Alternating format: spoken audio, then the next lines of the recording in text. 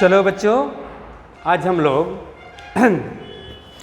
Moment of inertia पर बहुत simple जो बोर्ड में जनरली क्वेश्चन पूछा जाता है उसी पर आधारित, ताकि हमारा सारा फार्मूला याद हो जाए और हम बोर्ड में सारे फार्मूला से वाकिफ़ रहें, कोई फार्मूला हमारे दिमाग से उतरा हुआ नहीं रहे।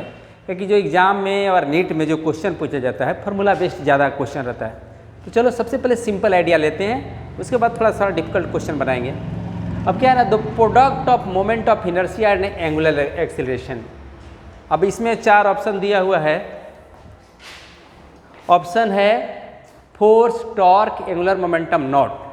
अब हम क्या जनरल ट्रांसलेटरी मोशन में हम सारा चीज़ हमको याद है, जब लेकिन रोटेशनल मोशन में जाते हैं तो सारा फार्मूला को आज अलग ढंग से याद करना पड़ता है। तो यहाँ हम रफ वर्क करेंगे। तो फोर्स बराबर हम जानते हैं मास इंटू एक्सेलरेशन, और रोटेशनल मोशन में मास की जगह पर इनर्शिया होता है, एक्सेलरेशन की जगह पर क्या होता है, एंगुलर एक्सेलरेशन होता है। अब फोर्स की जगह पर क्या होता है, टॉर्क होता है। तो यदि हम इसका एनालॉग लिखें रोटेशनल मोशन में, तो इनर्शिया ये मास है तो moment of inertia, angular acceleration है तो एंगुलर एक्सेलरेशन, और ये फोर्स है तो टॉर्क। तो इस तरह से हम रोटेशनल मोशन का सारा फार्मूला को ट्रांसलेटरी से रोटेशनल में कन्वर्ट कर सकते हैं। तो इसलिए टॉर्क बराबर क्या हो गया, moment of inertia into angular acceleration, दोनों को मल्टीप्लाई करेंगे, दोनों का प्रोडक्ट क्या होगा, तो टॉर्क होगा। तो टॉर्क ये हमारा आंसर सही हो गया। तो मैं समझता हूँ ये बहुत सिंपल क्वेश्चन था, फार्मूला हमको याद रखना चाहिए था। अब फार्मूला कैसे याद करेंगे ये भी ट्रिक आपको हम बताने की कोशिश किया। तो मैं समझता हूँ कि आपको ये बहुत बढ़िया से समझ में आ गई होगी। अब क्वेश्चन नंबर 2, अब इसको मिटा देते हैं क्योंकि ये क्वेश्चन हमारे लिए जगह देगा, हटाएंगे तो जगह देगा, और इस पर हम बहुत सारे दूसरा काम करेंगे, दूसरे क्वेश्चन को बनाएंगे। अब आ गया question number 2, the moment of inertia passing through centre of circle. यहाँ पर centre of a circle and perpendicular to its plane, जहाँ आर रेडियस है, I M total mass of the क्या है, the moment of inertia passing through centre of a ring लिख देते हैं। Ring, यहाँ रिंग की बात है, रिंग, यहाँ रिंग को स्मॉल से कर देता हूँ, ring and perpendicular to its plane. अब क्या है ना, मैं एक रिंग बनाता हूँ और इसको छोटे छोटे कई पीसों में काट देता हूँ, छोटे छोटे पीस, सबका मास अलग अलग मास ले लिया, ए सबका मास। अब क्या है ना, अब एक पीस का मास को क्या मैं मान लूँ, छोटा dm, इसका डिस्टेंस क्या हो जाएगा r। तो इसका मोमेंट ऑफ इनर्शिया ऐसे जब रोटेट करेगा इस एक्सिस के परपेंडिकुलर, ऐसे ऐसे ऐसे ऐसे, एक्सिस इधर है, इसका मोमेंट ऑफ इनर्शिया di मान लेता हूँ, तो क्या हो जाएगा dm/r²। तो r तो हमेशा कांस्टेंट रहेगा। जब इंटीग्रेट करेंगे di को तो हमारा r² तो कॉमन है, r², dm को इंटीग्रेट करेंगे तो छोटे छोटा dm जुड़ के क्या हो जाएगा, m हो जाएगा। तो r² m, यानी इसको हम लिख सकते हैं mr²। तो ये समझ में आ गया। दूसरे ढंग से कई ढंग से समझ सकते हैं। अब मान लें छोटे, इसका मास m1 है, इसका मास m2 है। अब सारा का मोमेंट ऑफ इनर्शिया I1 एक ठो को मान लिया तो m1r², I2 क्या हो गया दूसरा पार्ट का m2r², I3 क्या हो जाएगा m3r²। और इस तरह से सारे मास को जोड़ेंगे तो हमारा टोटल मास हो जाएगा। r² तो हमारा कॉमन ही है। अब सबको जोड़ते हैं इस तरह से, I बराबर I1, I2, I3, ऐसे से करके चला, ऐसे से करके जब चलूँगा तो क्या हो जाएगा, r² कॉमन ले लूँगा और सबको m1, m2, m3 जोड़ना पड़ेगा ना। तो m1, m2, m3 ऐसे से सबको जोड़ूंगा तो क्या हो जाएगा, ये टोटल मास हो जाएगा, यानी mr², इसको लिख सकता। तो इस तरह से भी आपको समझ में आ गई होगी। तो चलो आगे बढ़ें। ठीक है, बहुत बढ़िया से समझ में आ गया होगा। अब चलिए, रिंग के बारे में तो हो गई। अब रिंग का डायमीटर के लिए क्या होगा। अब क्या, चलिए एक रिंग ले लिया और ये इसके जेड इस प्लेन का परपेंडिकुलर है, ये एक्स एक्सिस के राउंड है और ये वाई एक्सिस है। तो डायमीटर के राउंड अब बनाएंगे तो देखिए, अब जानते हो परपेंडिकुलर एक्सिस थ्योरम से आई एक्स प्लस आई वाई, और दोनों सिमिलर है। जब हम इस एक्स एक्सिस के लोग डायमीटर लेंगे तो मोमेंट ऑफ इनर्शिया देखिए, इधर मास का डिस्ट्रीब्यूशन, इधर मास का डिस्ट्रीब्यूशन उसी तरह है जैसा कि हम वाई एक्सिस की तरफ, इधर मास का डिस्ट्रीब्यूशन, मास का डिस्ट्रीब्यूशन एक्सिस से उसी तरह है। तो इसमें आई एक्स और इसमें वाई दोनों बराबर होगा, क्या कि एक्स एक्सिस जिस एक्सिस को लेते हैं उधर उसके दोनों तरफ मास का डिस्ट्रीब्यूशन सेम है। यहाँ भी इस एक्सिस को वाई एक्सिस के लोग लेते हैं एक्सिस, तो इधर भी मास सेम है, उसके लेफ्ट साइड में भी मास सेम है। तो यानी मास का डिस्ट्रीब्यूशन किसी एक्सिस के राउंड में सेम हो तो उसका मोमेंट ऑफ इनर्शिया भी सेम होगा। तो हम आई एक्स और आई वाई दोनों बराबर है, तो आई एक्स लिख दिया, तो आई जेड बराबर क्या हो गया 2IX, और आई जेड जो परपेंडिकुलर एक्सिस है उसके राउंड में मोमेंट ऑफ इनर्शिया अभी तुरंत निकाले थे, mr² बराबर 2IX। तो क्या हो जाएगा, डायमीटर के अबाउट क्या हो जाएगा मोमेंट ऑफ इनर्शिया, तो IX चाहे IY mr²/2 हो गया। तो हमारा आंसर हो जाना चाहिए ये वाला। अब टेंजेंट भी क्वेश्चन नंबर, इसी में टेंजेंट भी दिया हुआ है। अब टेंजेंट की बात करेंगे। अब क्या है ना, डायमीटर के अबाउट हमारा ये IY क्या मालूम है, mr²/2। अब ये टेंजेंट उसी प्लेन में डायमीटर के पैरेलल टेंजेंट ड्रॉ कर दिया, तो ये पैरेलल एक्सिस थ्योरम लगेगा, डिस्टेंस को r मानेंगे तो मोमेंट ऑफ इनर्शिया इसके अबाउट निकालेंगे ना, इसके अबाउट, तो इसका मोमेंट ऑफ इनर्शिया और इसके पैरेलल एक्सिस थ्योरम बताता है I बराबर ये IY जानते हैं centre of mass plus mr², mh²। तो सेंटर के प्लेन के परपेंडिकुलर वाला हमारे पास मालूम है क्या, mr², डायमीटर, ये डायमीटर है, mr इसका हमको मालूम है mr²/2, ये हो गया mr²। डायमीटर के अबाउट हो गया mr²/2, और ये टेंजेंट के राउंड निकलना है, तो ये पैरेलल एक्सिस थ्योरम से I बराबर हो गया इसके अबाउट प्लस mh²। तो h के बराबर r है ना, ये h किसके बराबर है, तो r का, तो जोड़ेंगे तो आधा और एक, तो 3/2 mr²। तो टेंजेंट के राउंड 3/2 mr², और डायमीटर के राउंड ये, दोनों ऑप्शन सही है, तो ये वाला ऑप्शन सही हो जाएगा। तो मैं समझता हूँ कि इसमें कोई आपको परेशान होने की दिक्कत नहीं हुआ होगा, बहुत आसानी से आप सारे क्वेश्चन को समझ लिए होंगे। अब चलिए कुछ क्वेश्चन आगे बनाते हैं, बहुत सारा 4-5 क्वेश्चन हम लोगों ने बना लिया और बहुत सारा थ्योरी भी समझ लिया। अब क्या है, मोमेंट ऑफ इनर्शिया का थ्योरम हम नहीं निकालेंगे, हम सिर्फ प्रॉब्लम के लिए आज ये वीडियो बना रहे हैं। तो चलिए अगला क्वेश्चन अब मैं बोर्ड पर देखता हूँ। तो चलो बच्चों, अब हम कुछ और क्वेश्चन लेते हैं। A stone of mass 4 kg is rolled in a horizontal circle of radius 1 metre and makes 2 revolution per second, the moment of inertia about its axis. कहने का मतलब ये एक कितना दूरी पर मास है इसका, 4 kg। मास क्या है, 4 kg इसका मास, और ये इस सर्कल के राउंड में से रिवॉल्व कर रहा है।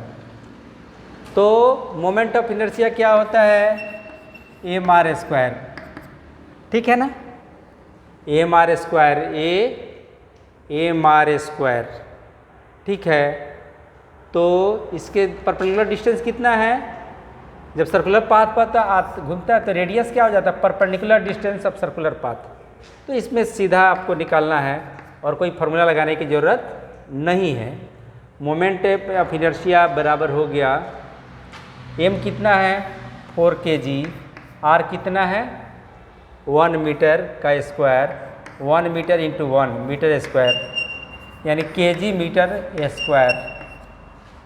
मीटर स्क्वायर हो गया।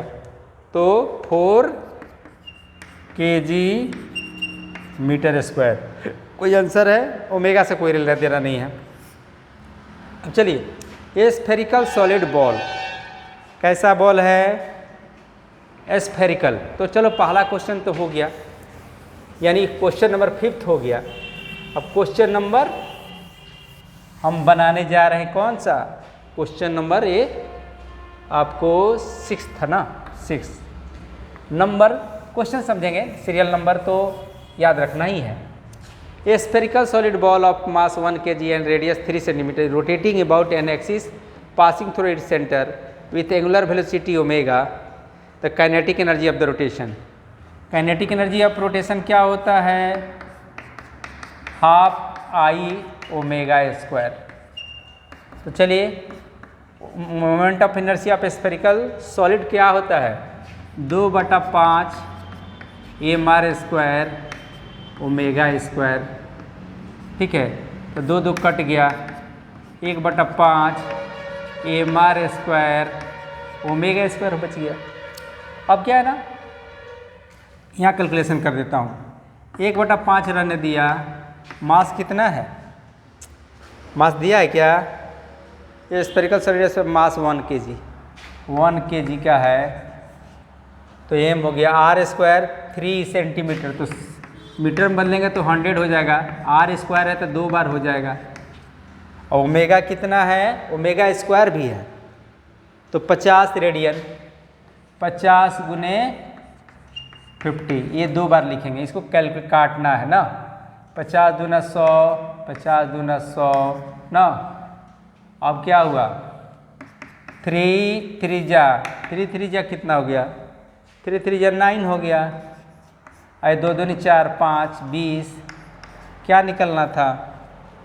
एनर्जी ना, तो जूल हो गया।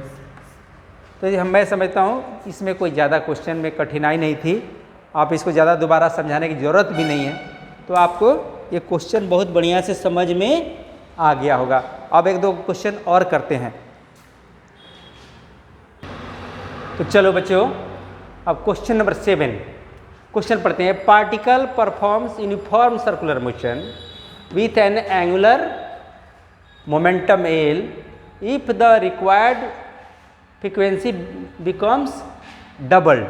फ्रीक्वेंसी डबल हो जाता है and kinetic energy halved, the angular momentum becomes. Angular momentum क्या हो जाएगा? तो हमारे पास फार्मूला क्या है एंगुलर मोमेंटम का? एल बराबर आई ओमेगा। ठीक है, काइनेटिक एनर्जी का फार्मूला क्या होता है? ई बराबर 1/2 आई ओमेगा स्क्वायर। अब हमको चाहिए एल में जाना, एल के जगह पर हम कैसे जाएंगे? यहीं पर आते हैं। 1/2 ई बराबर 1/2 आई के जगह पर क्या लिख सकता हूँ? आई के जगह पर लिख सकता हूँ एल बटा ओमेगा। यहाँ पर क्या हो जाएगा? एल के जगह पर थोड़ा और जगह ऊपर लिख देता हूँ, L equal to I omega. तो आई बराबर क्या होगा? L by omega.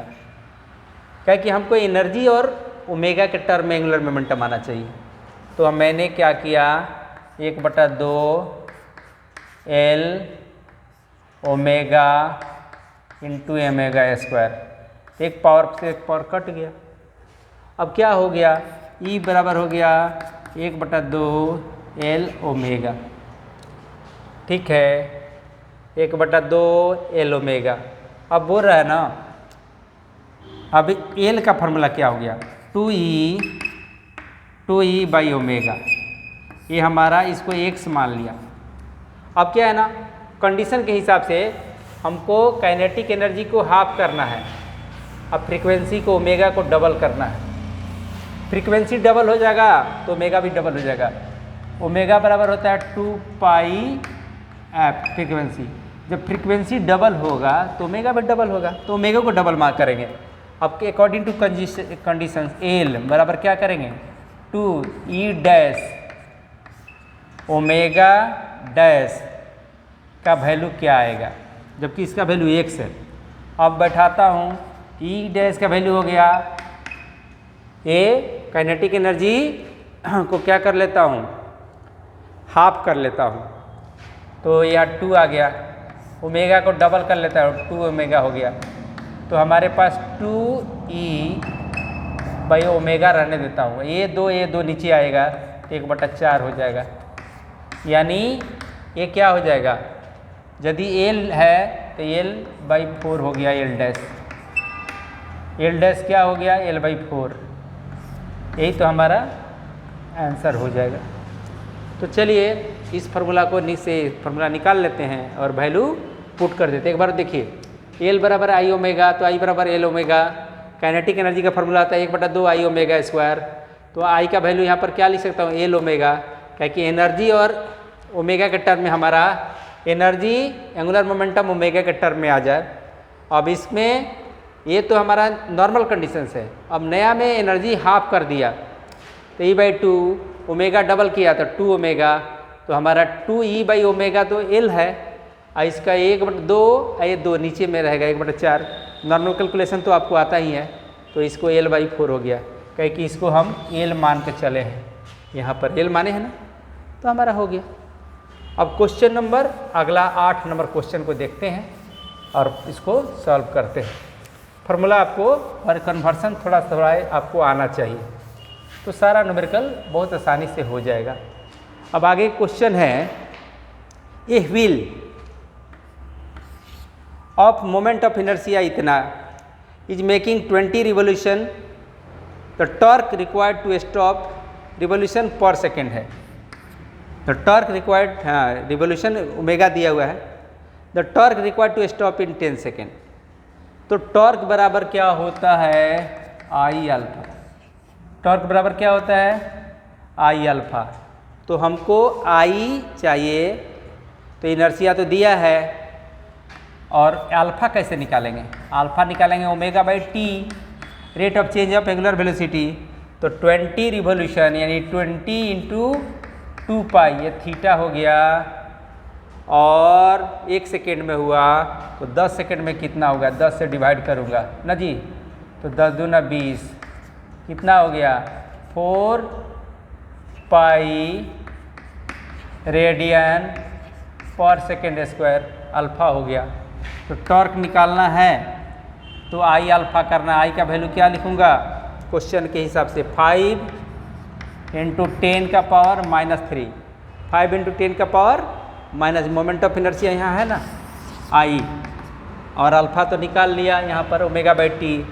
20 रिवोल्यूशन, तो 20 × 2 पाई, एक बार रिवॉल्व करेगा 2 पाई एंगल बनाएगा, और टाइम से डिवाइड किया तो हमारा 1 सेकेंड के लिए इतना था, तो 10 सेकेंड में कितना हुआ, तो इसे डिवाइड कर दिया तो हमारा आ गया 4 पाई ना, 4 पाई रेडियन पर सेकेंड। बाद में लिखेंगे टॉर्क में 5 चौका 20, 20 पाई 10⁻³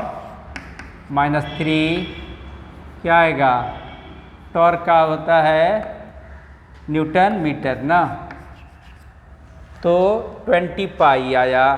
तो यदि हम इसको एक पावर और माइनस घटाएंगे तो 2 पाई 10⁻² न्यूटन मीटर हो जाएगा। सर जैसे सिंपल कैलकुलेशन है, मैं समझता हूँ कि कोई परेशानी नहीं होनी चाहिए, बहुत आसानी से क्वेश्चन आप कर लिए होंगे। चलिए अब नेक्स्ट क्वेश्चन को देखते हैं। चलिए बच्चों, अब हम 2 क्वेश्चन, बहुत ही इंपॉर्टेंट क्वेश्चन, बहुत ही मज़ेदार क्वेश्चन को बनाने की कोशिश करते हैं। तो मैं समझता हूँ कि बहुत आसानी से आपको मैं कैसे बताने की कोशिश करता हूँ। देखिए, an inclined plane makes an angle 30 with the horizontal, a solid sphere rolling down this inclined plane from rest without slipping has linear acceleration. कितना लीनियर एक्सेलेरेशन होगा जब इंक्लाइंड प्लेन से, मान लो इंक्लाइंड प्लेन है, यहाँ से कोई बॉडी स्फीयर है रोल डाउन करता है, तो इसका फॉर्मूला होता है एक्सीलरेशन बराबर g net, acceleration due to gravity का कितना क्या माने रिफ्रैक्टिव वैल्यू है, उसके बाद 1 + I/mr², ये फार्मूला होता है। इस फार्मूला के हिसाब से जी नेट, इधर जब बॉडी आता है तो उधर mg इधर आ गया, ये थीटा है तो इधर हो गया mg cos थीटा, इधर हो गया mg sin theta, frictionless surface है तो मास हटा देंगे तो एक्सेलरेशन हो जाएगा, ये जी डैश हो जाएगा। तो जी नेट का वैल्यू हम क्या रखेंगे, तो जी तो रखेंगे ही साइन 30 लिख, कितना है साइन का वैल्यू 30 डिग्री है, 30 डिग्री 30 डिग्री। ये थीटा का वैल्यू कितना है, थीटा का वैल्यू 30 है, तो थीटा का वैल्यू मैं लगा दूंगा साइन 30 और 1 plus I moment of inertia of solid sphere क्या होता है 2/5 mr स्क्वायर, और नीचे में mr तो है ही है, mr स्क्वायर है, तो इसको हटाएंगे तो कट गया। अब इसका कैलकुलेशन क्या होगा ऊपर में देखते हैं, a equal to g sine theta का वैल्यू 1/2, इसको डिवाइड करेंगे 1 प्लस 2/5, तो क्या आएगा, ये तो बच्चे आप बड़ा आराम से कैलकुलेशन कर सकते हो, लेकिन मैं कर देता हूँ 5 एकम 5 2 7/5। अब क्या होगा g/2, ये रिवर्स हो जाएगा 5/7 यानी 5g/14 हो गया। तो मैं समझता हूँ कि बहुत आसानी से आपको ये समझ में आ गया होगा। ये जब किसी आपको बताना है कि कोई बॉडी इंक्लाइन प्लेन से स्लाइड हो रहा है तो उसमें ट्रांसलेटरी एक्सेलरेशन क्या है, तो g net by 1 plus I moment of inertia mr square, इस फार्मूला को यूज करके हम बनाएंगे। इस फार्मूला का डिराइवेशन है जो अभी नहीं करेंगे हम, मेरा उद्देश्य है सिर्फ MCQ बनाना, तो इस यूनिट में हम MCQ बना रहे हैं। तो चलिए ये क्वेश्चन आपको समझ में आ गया होगा, तो इसको हटाता हूँ और फिर दूसरे क्वेश्चन के लिए ट्राई करता हूँ। तो अब तब तक अब दूसरा क्वेश्चन पढ़ते रहिए और उसको इसी फार्मूला बेस्ड पर हम बनाएंगे आराम से। अब चलिए क्वेश्चन नंबर जो 10 है वो उसी का हिस्सा है, उसी की तरह का क्वेश्चन है, उसी फार्मूला से बनेगा। ये solid cylinder of mass m starting from rest and rolls down without slipping an incline plane making an angle theta with the horizontal of linear acceleration. तो लीनियर एक्सेलरेशन क्या होगा, तो चलिए फिर बताता हूँ। यहाँ पर भी हमारा ये थीटा है, तो उस सवाल में हमारा a बराबर g साइन थीटा ही होगा एक्सेलरेशन जी ऊपर में, effective acceleration due to gravity यही होगा। अब क्या है ना 1 प्लस I mr स्क्वायर, ये फार्मूला होता है। तो चलिए g साइन थीटा कर दिया, क्या किया g साइन थीटा के जगह पर, क्या कि थीटा तो हमको मालूम नहीं है, रहने दिया। I का वैल्यू क्या है ना, ये सॉलिड सिलेंडर है तो mr square by 2, mr square by 2 into mr square, ये काम करेंगे। तो क्या होगा, क्वेश्चन को हटाता हूँ, ऑप्शन को रहने दूंगा, तो क्या होगा, क्वेश्चन तो हमारे पास सारा आइडिया आ गया, इसलिए क्वेश्चन को रब कर देता हूँ और इससे आंसर निकालने की कोशिश करता हूँ। mr स्क्वायर कट गया, तो क्या आएगा g साइन थीटा ऊपर में आ गया और नीचे में आ गया 1 प्लस 1/2, यानी जब 1 और आधा जोड़ेंगे तो क्या होगा 3/2 ही ना होगा, 1.5 ना होगा, g साइन थीटा और नीचे में हो गया 3/2, ये ऊपर जाएगा तो रिवर्स हो जाएगा, यानी 2/3 g साइन थीटा। तो मैं समझता हूँ कि वो जो फार्मूला इसके पीछे वाला क्वेश्चन था वो हमारा जनरल पार्टिकुलर वैल्यू था, ये जनरल फार्मूला हो गया। इस वैल्यू को हम इस फार्मूला को यूज करके जब किसी इंक्लाइन प्लेन से कोई भी बॉडी फॉल हो रहा है, चाहे वो सिलेंडर हो, रिंग हो, सारा का एक्सेलरेशन आसानी से निकाल लूँगा। तो चलिए कोई भी किसी भी एग्जाम में किसी तरह का लीनियर एक्सेलरेशन पूछे इंक्लाइन प्लेन से, तो इस फार्मूला को यूज करेंगे।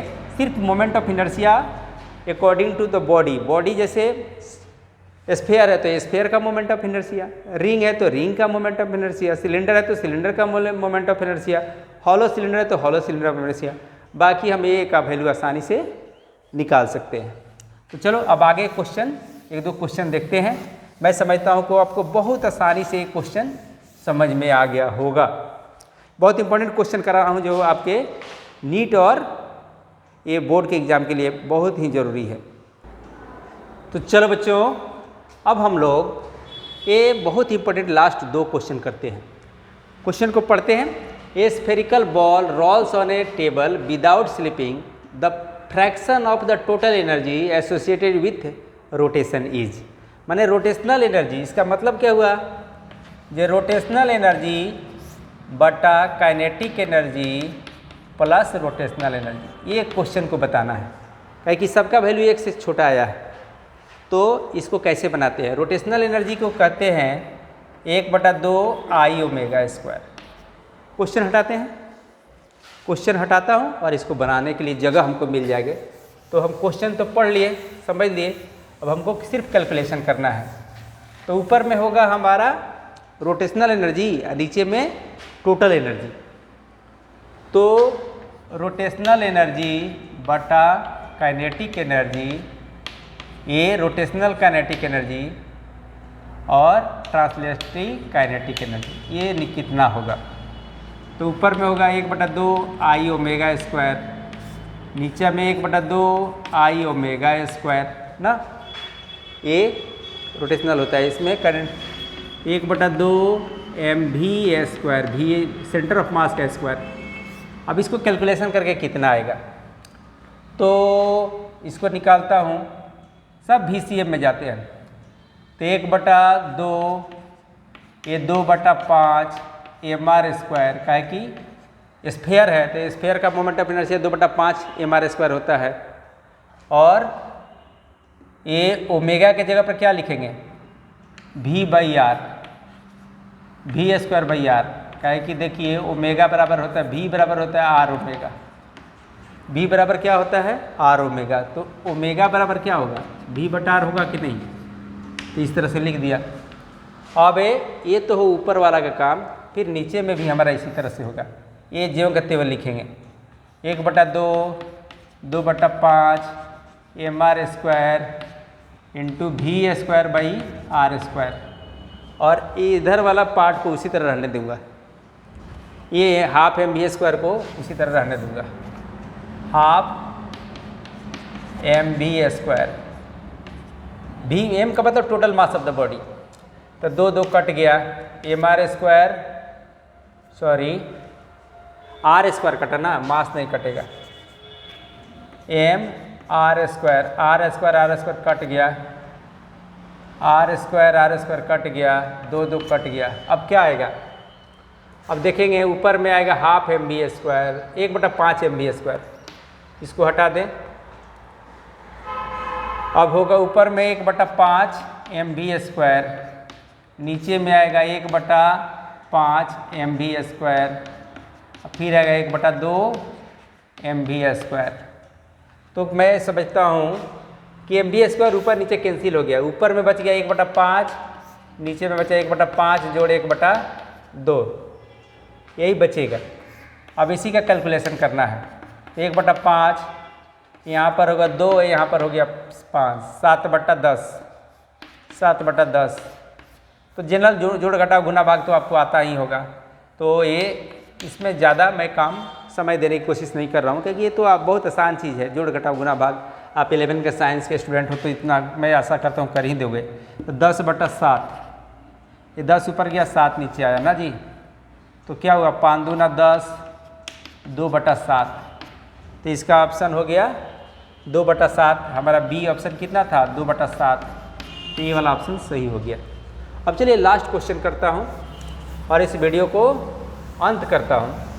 मैं समझता हूँ जब मोमेंट ऑफ इनर्शिया पर बहुत सारा फार्मूला आपको और भी क्वेश्चन बनेगा, तो मैं एक और वीडियो बनाऊंगा जिसमें और कुछ क्वेश्चन शामिल हो जाए और बहुत सारा फार्मूला मोमेंट ऑफ इनर्शिया का शामिल हो जाए।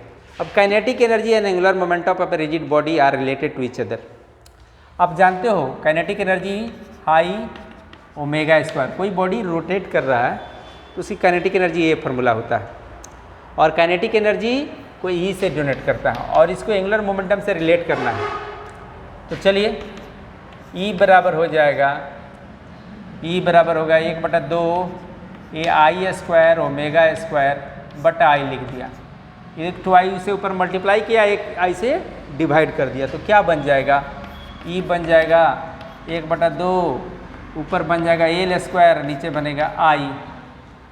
ठीक है, तो यही फार्मूला होगा, जहाँ फार्मूला होगा ना तो L²/2I, ये फार्मूला डी ऑप्शन सही हो गया।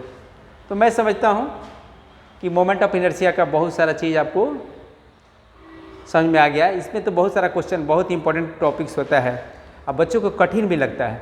तो मैं चाहूँगा कि एक और वीडियो बनाऊँ और आपको पूरी की पूरी इसको ग्रास्प दिला दूँ।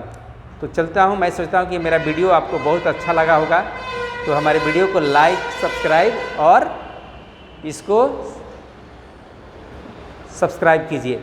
Thank you.